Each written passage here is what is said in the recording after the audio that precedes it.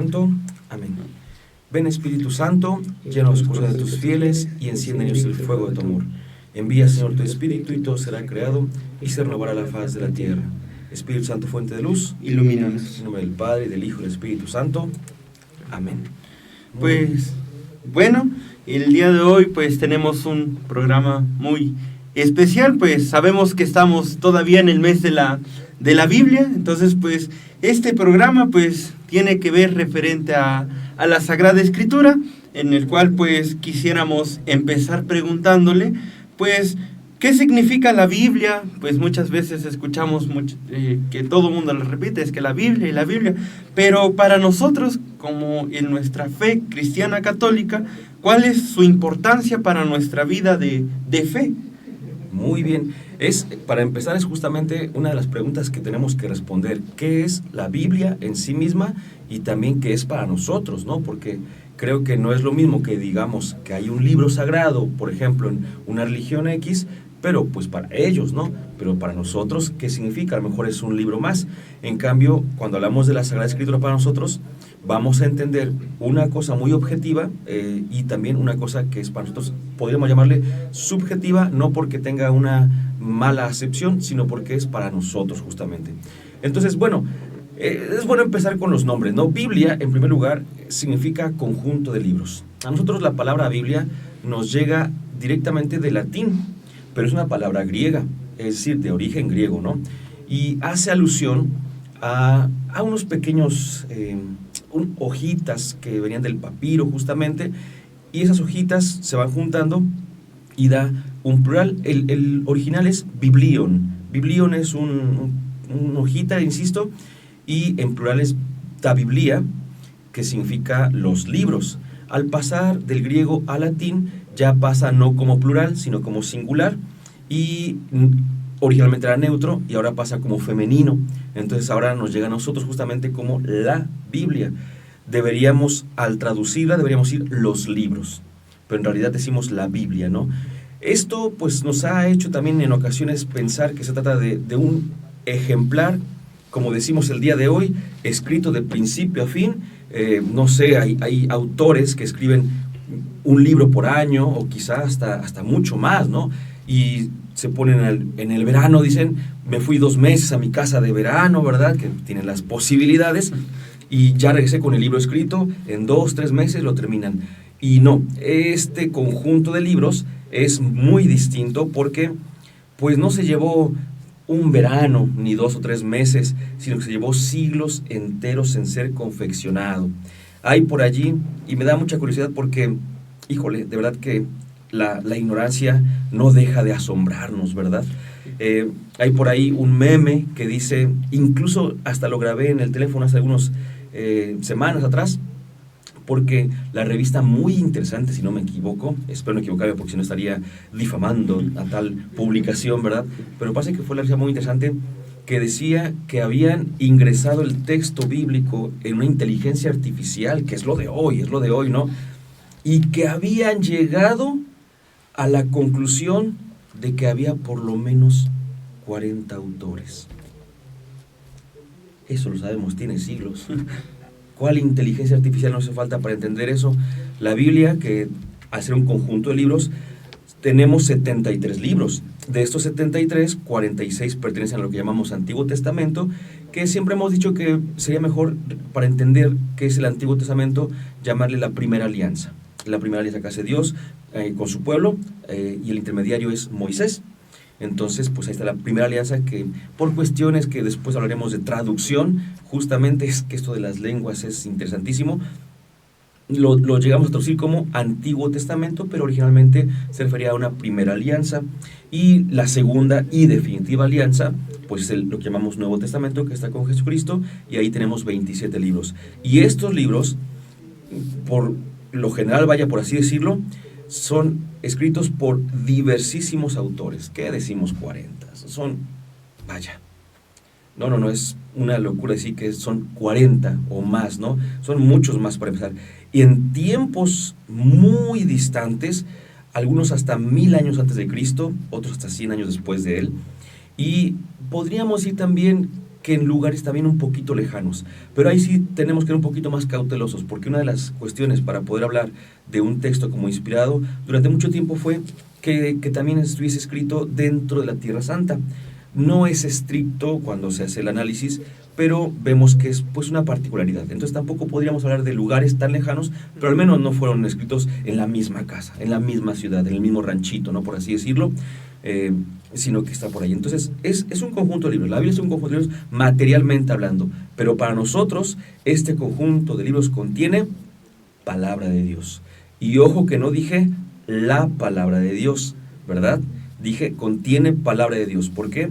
Porque como hemos dicho en otros momentos, es bueno recordarlo, la palabra de Dios, precede y excede la Sagrada Escritura. Es decir, antes de que hubiese Biblia, ya había palabra de Dios.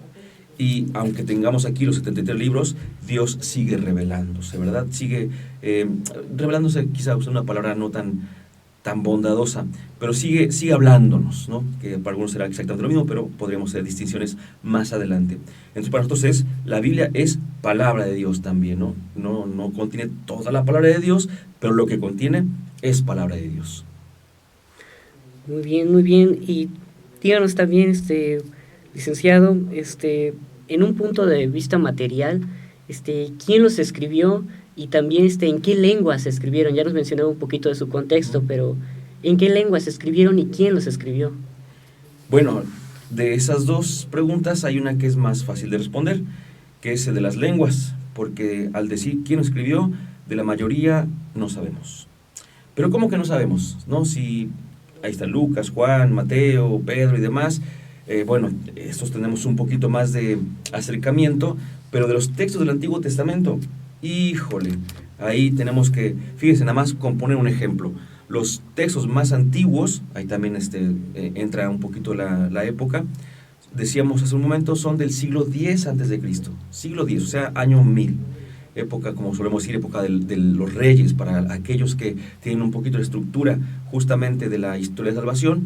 La época de los reyes empieza más o menos en el año 1000, 1100 a.C., ¿no? Pero los textos hablan de Abraham, de Isaac y Jacob, por supuesto, hablan de Moisés, hablan de Josué, y todos ellos son de 100, 200 o hasta 600, 700 años previos a la puesta por escrito. Durante mucho tiempo se afirmaba, por ejemplo, que la Torá, como le llaman los judíos, Pentateuco, como le llamamos nosotros, había sido escrita por Moisés. Pero pues ya al día de hoy se sabe que materialmente hablando Moisés no se puso a escribir nada de esto, ¿no? Por eso es bueno decir esta palabra que usaste de materialmente. Bueno, pues hubo muchísimos autores materiales, ¿no? Pero aquí viene una cosa muy importante, que Moisés no lo haya puesto por escrito, que ya es podríamos decirlo así, un hecho, no significa que no hubiese una influencia de la tradición mosaica, ¿no? Entonces, seguramente que hay por ahí algún pensamiento de Moisés, pero que no es un autor así en el sentido estricto de la palabra, ¿no? Entonces, generalmente no sabemos los autores, e incluso de algunos textos que aquí tenemos como autores, nombres concretos, de algunos no sabemos tampoco. Hasta hace algunos años, por ejemplo, la carta a los Hebreos era atribuida a San Pablo. Se hablaba de 14 cartas de Pablo, y después se habló de 13 nada más, y se dan cuenta, la mayoría de las cartas justamente dice de alguien a otro, ¿no? De San Pablo, de San Pedro, de Santiago, de Judas, no el traidor, ¿verdad? No el traidor, por supuesto, y hacia alguien. Pero la carta a los Hebreos no dice de quién es, solamente dice carta a los Hebreos, aunque en un tiempo se pensó que era de Pablo, hoy ya se afirma que no. Y de hecho los estudiosos, al ponerse, repito, muy quisquillosos, se dan cuenta de que se habla más bien de esas famosas escuelas, ¿no? Entonces, que materialmente hablando, a lo mejor San Pablo no escribió las 13 cartas que se le atribuyen al día de hoy, sino solamente unas 6 o 7 de las 13, ¿no? Pero esto no significa que no haya pensamiento paulino. Entonces, eso es importante. Más fácil de responder, decíamos, la segunda cuestión que proponías, que es las lenguas en las que se escribió. Pero que sepamos responderla directamente no significa que todo haya sido bondadoso para nosotros desde el principio. Vamos por partes. El Antiguo Testamento, que cualquiera puede tomar su Biblia y ver que el Antiguo Testamento es mucho más amplio que el Nuevo Testamento, fue escrito en su mayoría en hebreo, para empezar, ¿no? En segundo lugar, tiene escritos en griego. Aquí ya hay ciertos problemas, para algunos hubo ciertos problemas porque el hebreo, pues los judíos tenían una idea bastante interesante. Decían, si Dios nos reveló, ¿qué idioma habla Dios? Pues hebreo, ¿no? Entonces los textos inspirados deberían también haber sido escritos en hebreo. Pero después platicamos para resolver bien esto de una vez, que de repente surgen por ahí unos textos que están en griego, nada más. Entonces algunos judíos no los aceptaron, por supuesto, y entonces hay textos en el Antiguo Testamento escritos en griego, y también por ahí hay ciertas partes escritas en arameo, que es una lengua pariente del hebreo, pero no es exactamente igual. Sus grafías son muy parecidas, pero no es el mismo idioma, ¿no? Y el Nuevo Testamento lo encontramos escrito, así se dice, en su totalidad en griego. A mí me gusta mucho matizar y decir que si bien es cierto que se encuentra en su amplitud general en griego, encontramos muchos hebraísmos y arameísmos. Quien nos recuerda que, por ejemplo, a Jesús le llamaban rabí o rabuní, no es griego, hebreo y arameo, que famoso grito, ¿no? Que talitá cum o talitá cumi, a ti te digo niña levante, pues tampoco es griego, ¿no? Otra clásica, Eloí, Eloí, lema sabactaní, que luego le cambian por Eloi, Eloi, ¿no? Eloi, no, Eloí, Eloí, lema sabactaní. Otros gritos que son, a veces, repito, son escritos en hebreo, o son hebraísmos, son arameísmos. Entonces, decir que el Nuevo Testamento está en su totalidad en griego, como que deja de lado esos detalles que tienen una importancia capital, que no están así como que, ay, pues ahora voy a escribirlo así para llamar la atención de los demás, así que sea un poquito de hebreo o un poquito de arameo. No. El autor, en este caso principalmente los evangelios, cuando ponía una palabra en hebreo o en arameo, dice mucho. Entonces, autores tenemos muchísimos, algunos totalmente desconocidos, y lenguas son esas, hebreo, arameo y griego con hebraísmos y arameísmos. Ahorita escuchándolo y así que habla de muchos autores, ¿cómo fue? O bueno, a mí se me hace algo impactante de cómo hubieron muchos autores. Entonces, ¿cómo fue que la iglesia fue, pues se le denomina esta parte como inspirados y otros no? Hay libros que son inspirados y hay otros que no. Entonces también en esa parte, pues me imagino como que hicieron una selección, una clasificación, ¿no? Y pues al hacer eso también, pues recuerdo ahorita también a un santo que vamos a festejar ahorita, si no me equivoco, el 30 de septiembre, que es San Jerónimo, el que pues empezó como a hacer un poco más el compendio de la Sagrada Escritura, ¿no? Entonces también, no sé usted aquí cómo, pues usted diría, o cuál es el origen formal de la Biblia y cómo es que existen estos textos que son inspirados y pues cómo, ¿no? O sea, cómo es la clasificación en este aspecto. También es un punto muy interesante que hay que tratar y hay que empezar, como suelen hacer los filósofos, distinguiendo, ¿verdad? Porque si no distinguimos, confundimos. Acuérdense de eso. Y la confusión nos lleva al caos y el caos no nos lleva a Dios. La distinción nos lleva al orden y el orden sí nos lleva a Dios. Bueno, vamos por partes. Si bien es cierto que hoy tenemos un solo ejemplar así, como tal, insisto, lo que llamamos Antiguo Testamento, que nos llega como herencia a nuestra iglesia, son escrituras judías, ¿verdad? Son dirigidas a los judíos.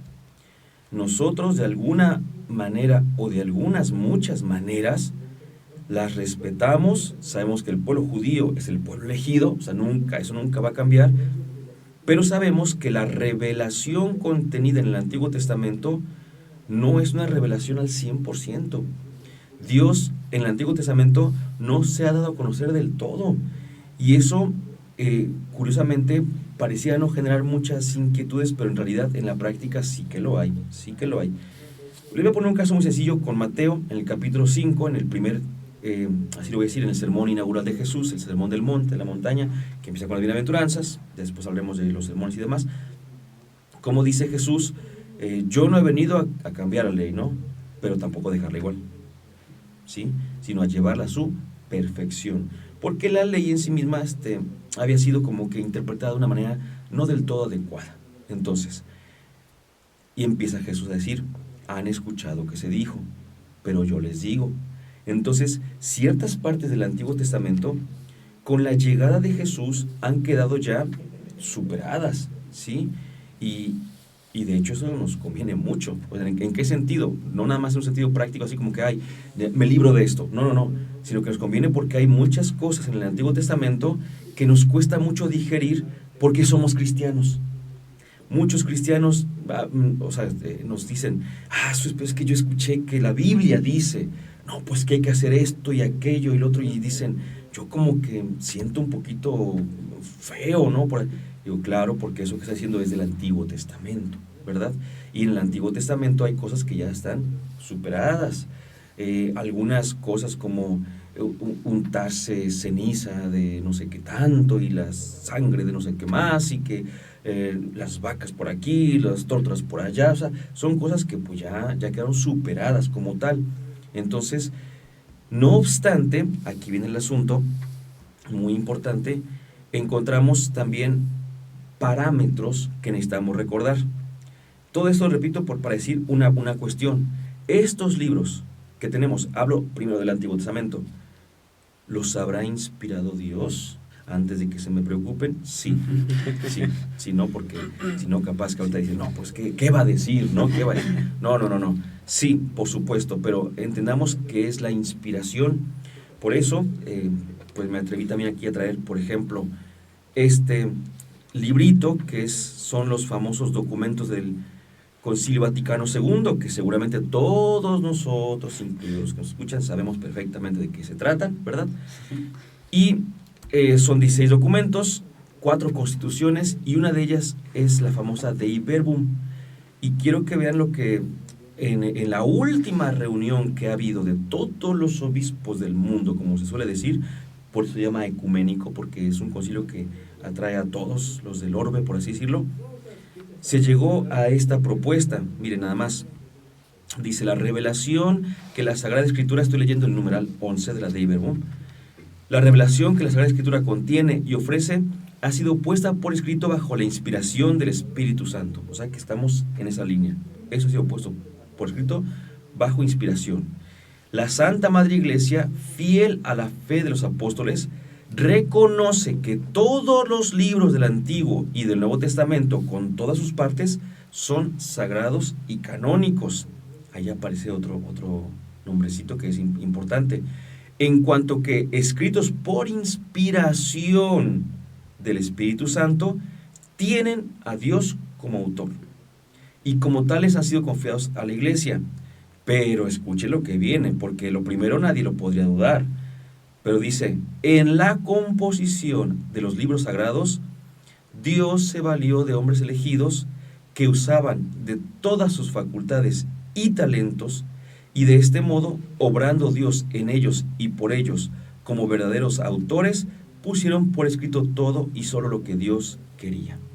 Entonces, creemos que son inspirados. Al estar dentro de la Biblia, adquieren otro estatus, que es el de la canonicidad. Aquí es importante decirlo. Si está en la Biblia, 1, es inspirado. 2, es canónico, ¿sí? Cualquier libro que esté en la Biblia es inspirado y es canónico. Pero puede ser que haya un libro por acá que tú digas, oye, este está claramente inspirado por Dios, ¿no? Bueno, ¿podría ser que encontremos un libro que sea inspirado por Dios fuera de la Biblia? Sí, porque la inspiración de Dios no se ciña a la Sagrada Escritura. ¿Cuántas veces hemos dicho, no, pues aquel papa o aquel predicador, aquella religiosa, quien sea, dice algo y dice uno, pues es que se siente de método la que está siendo inspirado, inspirada por Dios en su oración, en su predicación, en lo que tú quieras. Entonces Dios sigue inspirando y entonces también sigue habiendo textos inspirados, por supuesto, ¿no? Pero ya no van a ser canónicos, porque el canon se refiere al número de libros que están aquí, ¿ok? Entonces por la respuesta que buscamos es justamente la de los libros canónicos, ¿sí? Porque decimos, ¿cómo sabemos que son inspirados? Bueno, en primer lugar, es una cuestión de fe, ¿sí? Y cuando hablamos de fe, no es que estemos diciendo no te voy a responder, sino que más bien la respuesta está en la vivencia de la misma iglesia. En primer lugar, el primer y más grande filtro desde principios de los tiempos con la Biblia es la misma comunidad, tanto del Antiguo Testamento como del Nuevo Testamento. Ahorita hice mucho hincapié en el Antiguo Testamento, pero vamos al Nuevo justamente, ¿no? Decíamos que el Antiguo Testamento son pasajes, porque ni siquiera son libros completos. Los pasajes más antiguos son unos himnos, son del siglo X a.C. Ya como libros, la redacción lleva mucho tiempo más.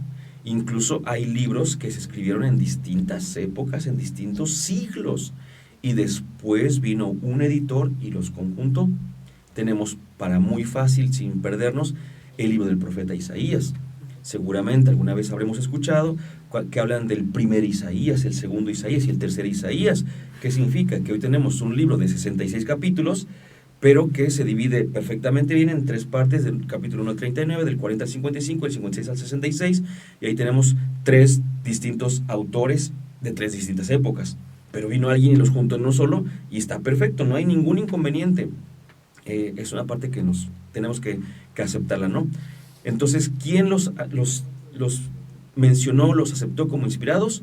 La misma comunidad, ¿sí? En este caso, la comunidad judía, por así decirlo. Y luego viene la cuestión de los libros del Nuevo Testamento, porque algunos mencionan que al día de hoy se conocen muchos textos del Nuevo Testamento, que no están en la Biblia, y algunos de ellos sacan películas y libros de esos textos extrabíblicos que no son canónicos. Al decir que son extrabíblicos ya sabemos que está fuera de la Biblia, no es canónico, pero que tampoco son inspirados. Entonces, no todo texto que hable de Jesús es inspirado. Los inspirados son reconocidos por la Iglesia, y de los reconocidos por la Iglesia hay algunos textos que son canónicos, pero la Iglesia ha reconocido textos antiquísimos como inspirados y no están en el canon. Eso no les quita inspiración, lo único es que no son parte del canon, y ya no. Entonces tenemos grandes autores de la antigüedad, más antiguos que San Agustín, por ejemplo, que si uno lee los escritos de San Agustín, dirá, estaba inspiradísimo, pero no lo vamos a meter en la Biblia, porque el proceso de aceptación del canon bíblico es el punto de qué libros sí entraban y qué libros no entraban. Eso en parte, en primer lugar, le correspondía, repito, a la Iglesia, y la misma Iglesia se fue decantando por unos y dejando otros de lado. Siempre solemos decir, es que a veces no hace falta ni siquiera que seas jerarquía de la Iglesia, para que cuando leas uno de estos escritos, algunos cercanos a estas épocas, pero la mayoría de los libros que no son aceptados son de siglos después del acontecimiento de Jesucristo, basta con que lo leas para que digas, esto no tiene nada que ver. Nada que ver, o sea, hablan de Jesús, hablan de los apóstoles, hablan de la Iglesia, de la resurrección a veces, pero de una forma que dices, no, pues no, o sea, definitivamente no tiene nada que ver.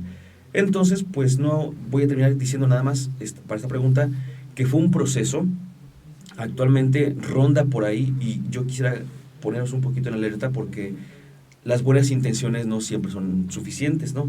Y ronda por ahí igual una imagen donde dice la Biblia es católica, y dicen el Papa Dámaso fue el que la compiló, y era católico obviamente, ¿no?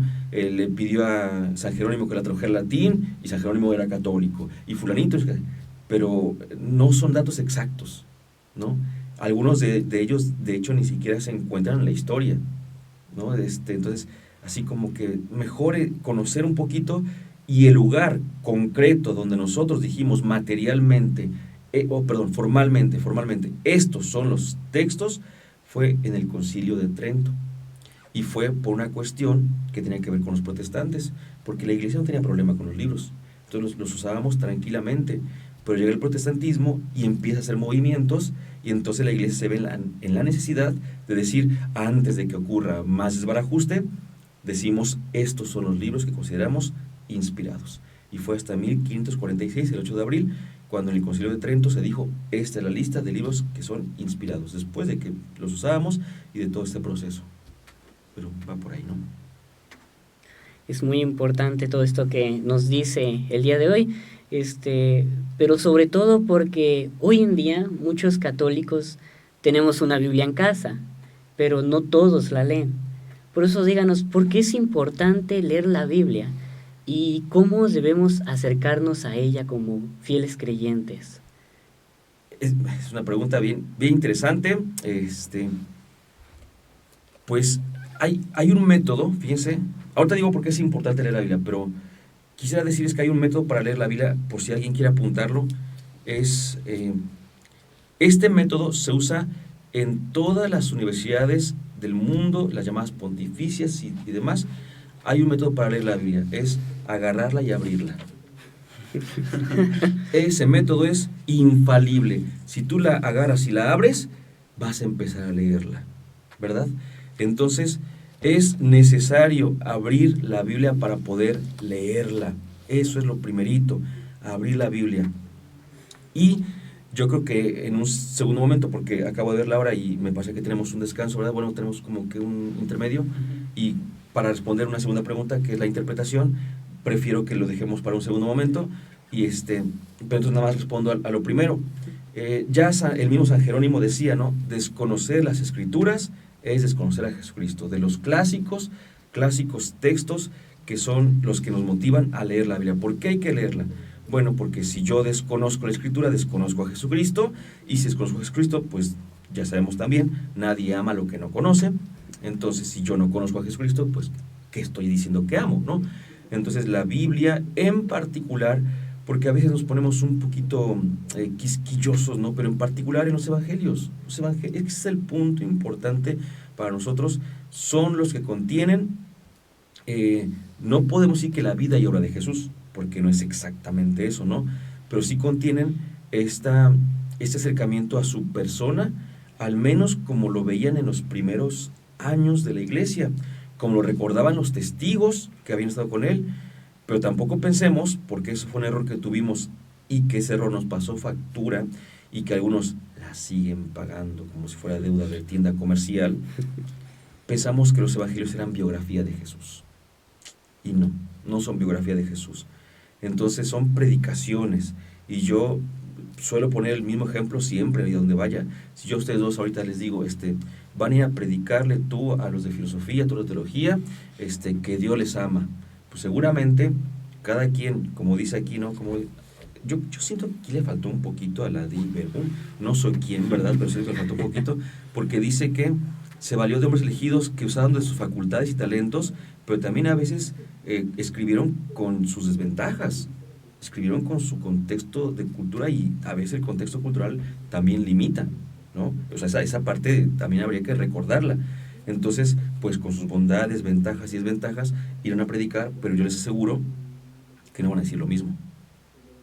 O sea, el mensaje es el mismo. Yo les dije, díganles que Dios los ama, pero los ejemplos que usen, la duración que tengan en su predicación, todo este tipo de cosas no va a ser igual.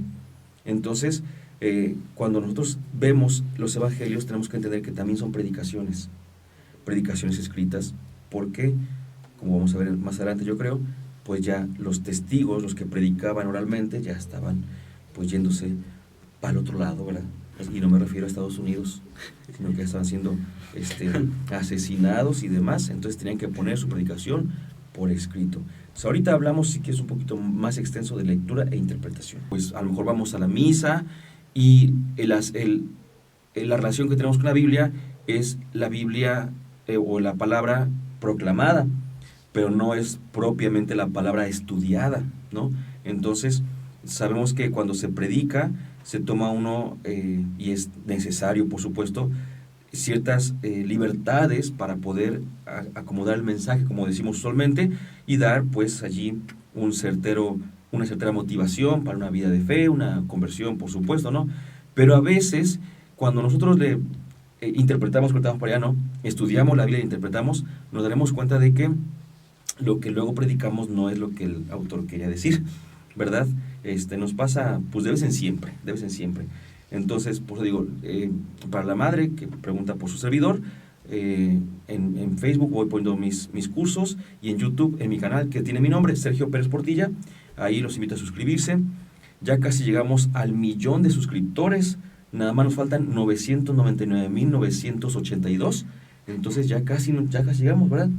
Faltan poquitos por ahí. Y en general para todos, acérquense a su parroquia, siempre hay grupos parroquiales de todos. Hay algunos que se dedican a la oración, otros a la lectura, por ejemplo, los lectores, a la catequesis, y pues no falta por ahí seguramente un grupo que se dedique al estudio de la Sagrada Escritura. Y bueno, también la madre pregunta que cómo recomienda acercarse a la Sagrada Escritura de una forma más objetiva y de estudio. Híjole, bueno, ahí para empezar, y qué bueno que ya tenemos aquí, decíamos en el Inter, pues nuestro mercado, ¿verdad? Por así llamarlo, no se enoja, no estamos minimizando nada, para poder saber que, aunque el texto bíblico, podríamos decir de alguna manera, es inalterable, las traducciones bíblicas suelen tener también ciertas intenciones, y entonces tenemos lo que llamamos distintas intenciones, por ejemplo la pastoral. Entonces tenemos Biblias pastorales, esta es la de la Lección Divina si no me equivoco. Entonces esta Biblia tiene como intención apoyarnos en la oración, por eso no trae tantos comentarios, sino que más bien trae por allí algunos que nos ayudan a hacer Lección Divina. Tenemos otras ediciones de Biblia, por ejemplo hablábamos de esta que es una de las más reconocidas, que es la edición Nácar Colunga. Esa tiene un gran valor en su traducción. Es ya, pues diríamos nosotros, ¿no? Pero no está bien dicho, pero lo diríamos ya es un poco viejita, pero mantiene una fidelidad a la traducción que a veces nos falta en otras. No es por minimizar, por supuesto, ni nada por el estilo. Y estamos hablando, insisto, de las intenciones de la edición de la Biblia. Por ejemplo, acá tenemos la Biblia de América, que es también una Biblia que en lo personal me gusta mucho más su texto que, por ejemplo, el de la Biblia que la mayor parte tenemos, que es la latinoamericana, ¿no? Ya saben que te vas a bautizar, te vas a confirmar, está tu Biblia blanquita, ¿verdad? Y es la latinoamericana, que por cierto no la tenemos por aquí, ¿verdad? No está por acá. Pero el texto de la Biblia de América, por ejemplo, es un texto bastante accesible, se entiende perfectamente bien, y es el mismo texto, bíblicamente hablando, que usa la Biblia Católica de los Jóvenes, solo que el texto que la Biblia Católica para los Jóvenes tiene más agregados, más anexos, y dentro de esos, y también por eso queríamos llegar acá, tenemos, por ejemplo, planes de lectura. En la de los jóvenes, aquí tenemos, en esta, ¿verdad?, planes de lectura.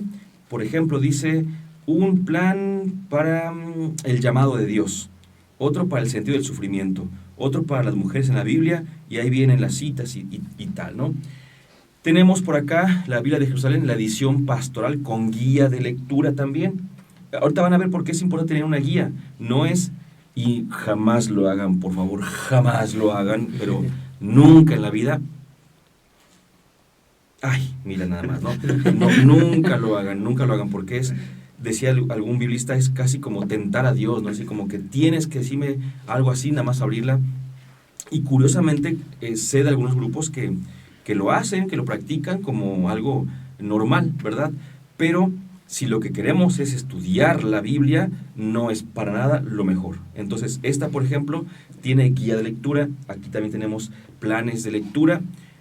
Si queremos estudio, la Biblia de Jerusalén, famosísima, ahorita va en la 5ª edición, dice revisada y aumentada, y alguna vez ahí me decía, ¿cómo que revisada y aumentada? Pues ¿qué le andan aumentando los católicos a la Biblia? No es propiamente al texto bíblico, que decimos ya que ese permanece de manera general inalterado, ¿no? Sino que ha habido nuevos comentarios, nuevas introducciones, y esto nos ayuda muchísimo. Para quien tenga una Biblia de Jerusalén, yo le puedo decir tranquilamente que obviamente no es que haya un cambio absoluto, pero de la 5ª edición a la 4ª hubo cambios en los comentarios, de la 4ª a la 3ª hubo cambios, y además también hubo cambios en ciertas traducciones. Algunos, híjole, me gustaría decirles algunos, pero pues a ver si ahorita da tiempo, ¿no? A ver si ahorita da tiempo. Pero esta tiene casi siempre la que más se ocupa de estudio para los que somos cristianos de a pie, la Biblia de Jerusalén, porque tiene muchísimos muy buenos comentarios, ¿ok? Pero curiosamente, la Biblia de Jerusalén siempre nos andan diciendo que como que su idioma, ¿no? Que fuisteis, volvisteis y dijisteis y demás. Entonces tenemos una Biblia de Jerusalén, pero edición latinoamericana, no es la latino, es Biblia de Jerusalén latinoamericana. Entonces esta ya tiene el español, como nosotros decimos, ¿no?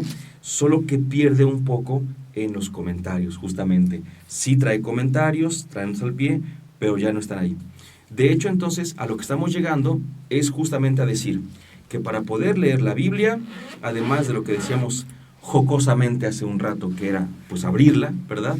Perder el miedo, es que debemos leerla en orden. El mejor plan de lectura es el que inicia por los evangelios, pero aquí, ya de aquí tenemos otra vez una duda, pero ¿para qué la queremos leer?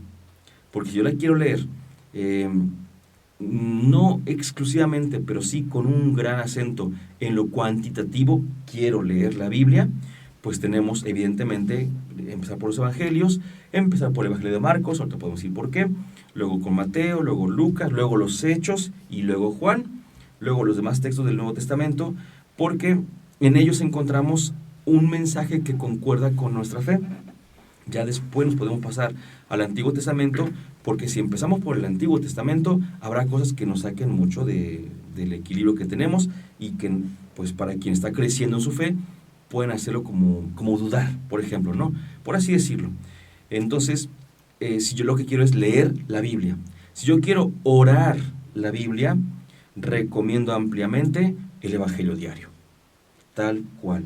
Es una organización ya pues de siglos y siglos que nos ayuda y que nos compromete todos los días, porque la lectura bíblica que ora es aquella que terminas comprometido, ¿sí? Si tú oras con la Biblia y sales así como que dices, no, ay, qué bonito sale todo, entonces no la leíste adecuadamente porque te compromete, la palabra te interpela, se dice, ¿no? Entonces, pero eso ya es oración. Repito, una cosa es, si yo la quiero leer, es más, si la quiero leer antes de leer los evangelios y demás, pues puedo empezar como cualquier libro, pero me voy a una aburrida de aquellas, ¿sí?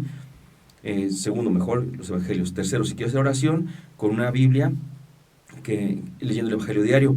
Pero si quiero estudiar la Biblia, aquí viene una cosa importante, tenemos sí o sí que empezar libro por libro.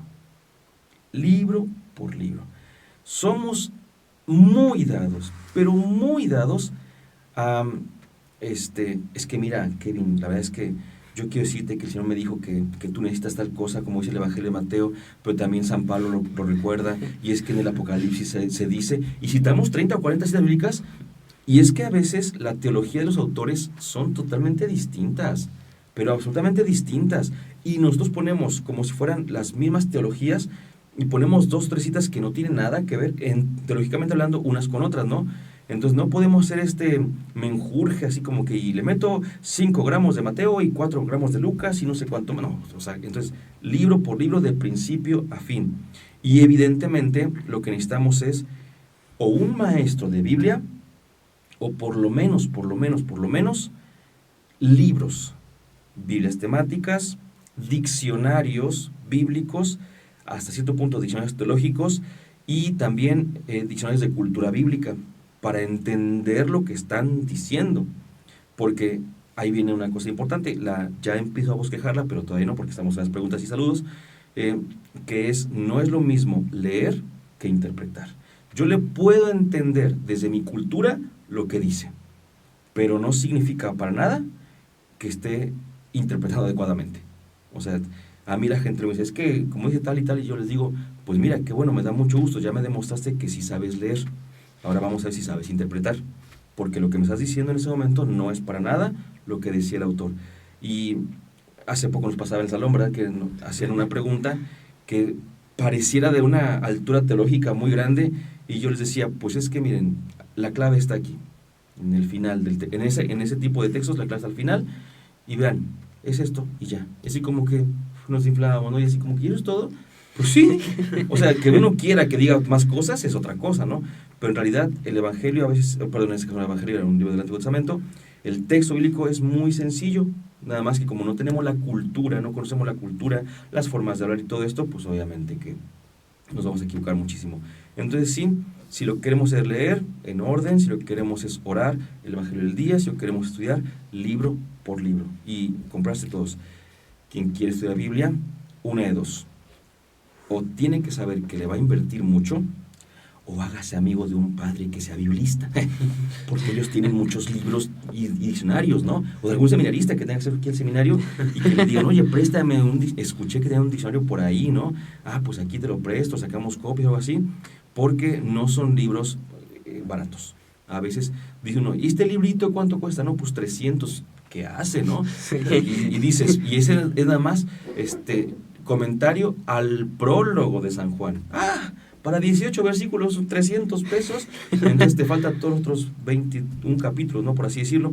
Bueno, pues es que pues son libros técnicos y a veces mientras más técnicos, más caros y algunos un poquito inaccesibles, pero sí existen libros que nos ayuden a estudiar la Biblia. Y perdónenme que lo diga así, de verdad, perdónenme, pero no me refiero a los manuales que luego en los cursos bíblicos nos dan. ¿Verdad que dicen aquí? La Biblia, el libro de Dios, ¿no? Y Sí. empieza así como que la Biblia y lo que decíamos significa tal y tal. Y fue recopilado así como que son ya datos muy cerrados, ¿no?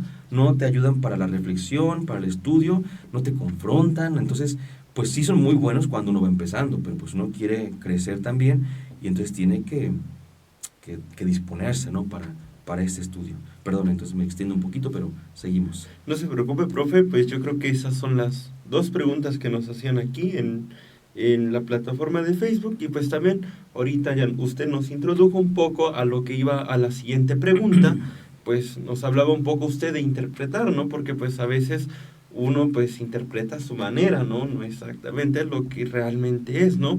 Y pues usted, ¿cuál cree que es el criterio correcto para poder interpretar la Biblia, pues según la Iglesia Católica? Pues es que más que cuál considero yo, es cuál dice nuestra fe. Y el catecismo de la Iglesia Católica nos recuerda que hay 3 puntos importantes para una sana interpretación, que son, primero, leer la Biblia con el mismo espíritu con el que fue escrita. Es decir, si yo quiero interpretar adecuadamente, yo no puedo llegar, por ejemplo, con resistencia al espíritu, al mensaje, ¿no? No puedo llegar yo con una cierta vanidad, no puedo llegar tampoco con una cierta envidia y pensar que voy a encontrar tal o cual cosa, porque el Espíritu de Dios no tiene nada que ver ni con vanidad, ni con envidia, ni con nada de esto, ¿no? Entonces, tratar de dejarse llevar por el Espíritu. Segundo, leerlo, se dice así, la analogía de la fe. ¿Qué significa esto? Que una correcta interpretación, no puedes tú interpretar algo que sea contrario a una verdad de fe. Estarías mal interpretando justamente, ¿no? Como se suele decir, si tú lees la Biblia, yo esto hablaba de que salimos comprometidos, porque la palabra interpela, pero en ocasiones hay gente que lee, por ejemplo, fíjense nada más, para poner un caso de buena, recta o sana interpretación y una equivocada interpretación. Hay gente que lee el Apocalipsis, bueno, es más, hay gente que no lee el Apocalipsis porque le da miedo. Hay gente que lo lee y anda diciendo casi que vendrán cosas peores, ¿verdad? Y que lo dice la Biblia, y que los sellos, y que los jinetes, y que no sé qué tanto. Y yo siempre suelo decirles, el Apocalipsis es el libro de más esperanza en la Biblia. Es un libro bellísimo, de verdad bellísimo. Todo lo que dice lo escribe para darnos esperanza, para motivarnos. Entonces, cuando alguien sale totalmente lleno de miedo, o mejor dicho, que ni siquiera lo quiere leer por eso, entonces no lo está interpretando adecuadamente, ¿no? No hay esa cohesión entre las verdades de la fe. Y una última que noto es leerla en la tradición de la Iglesia.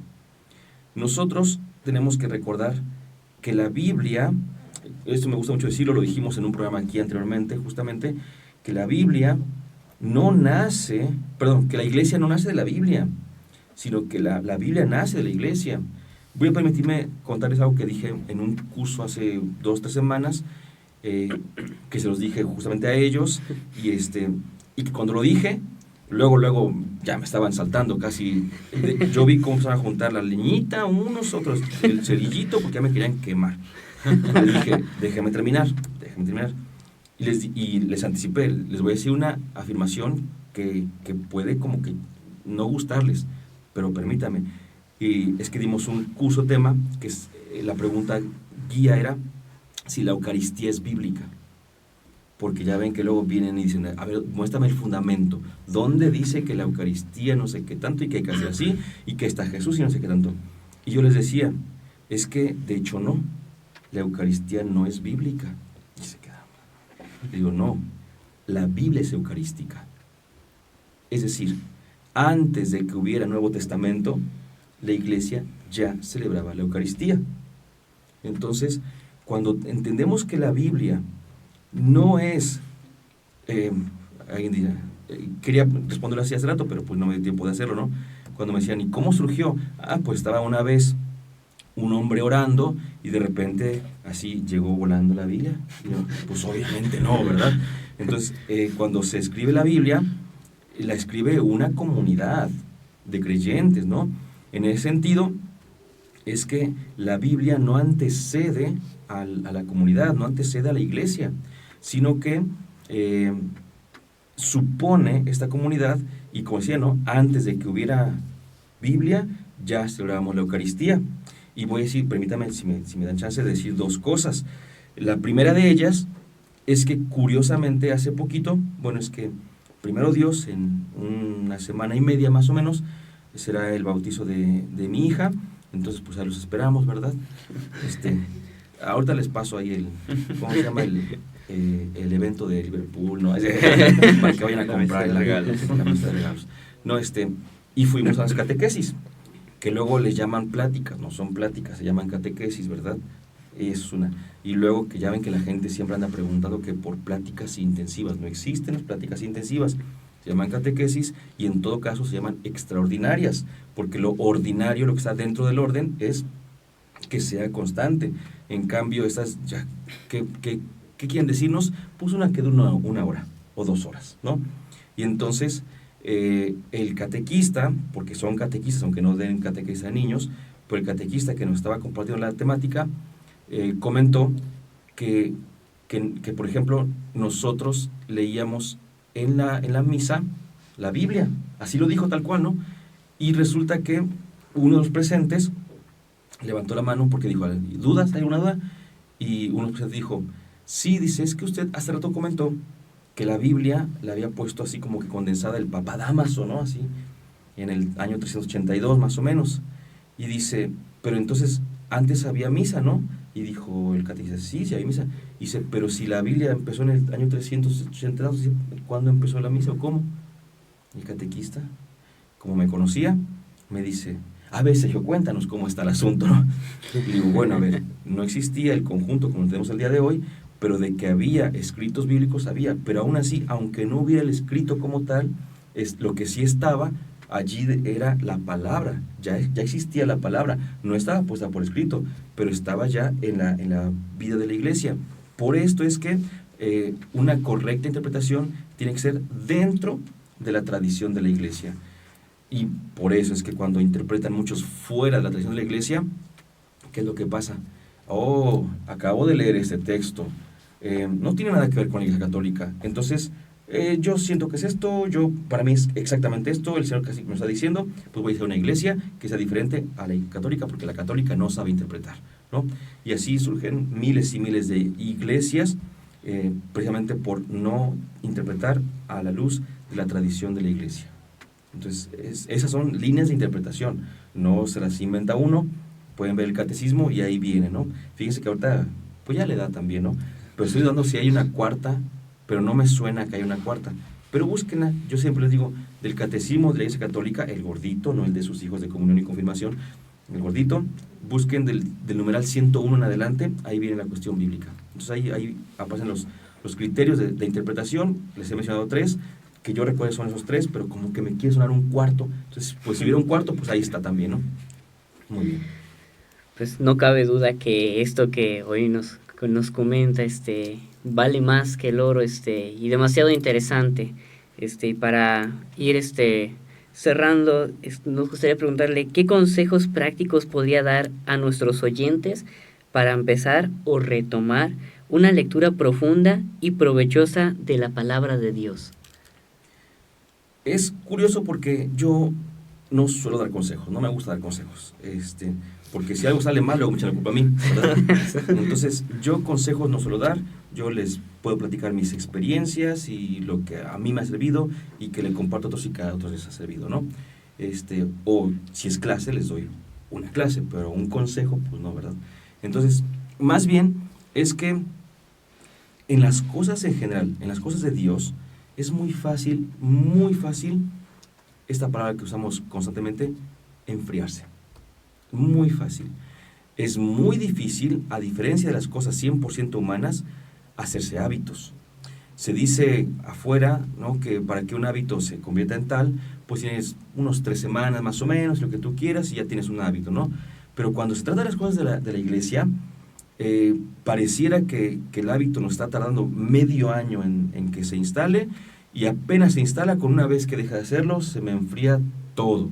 Entonces, yo creo que lo primero que tenemos que recordar es que no se trata únicamente, pero sí lo incluye, por supuesto, de una cuestión tangible, concreta.